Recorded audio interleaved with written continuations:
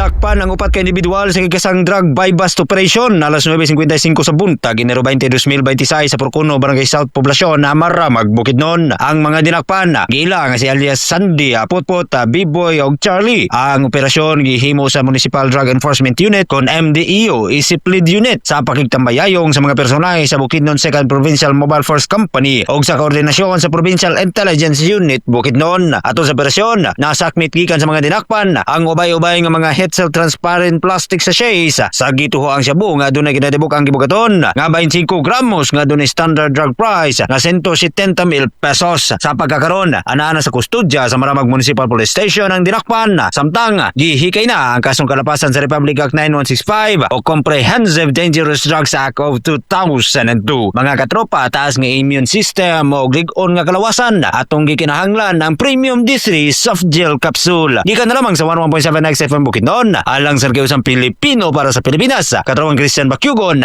XFM News.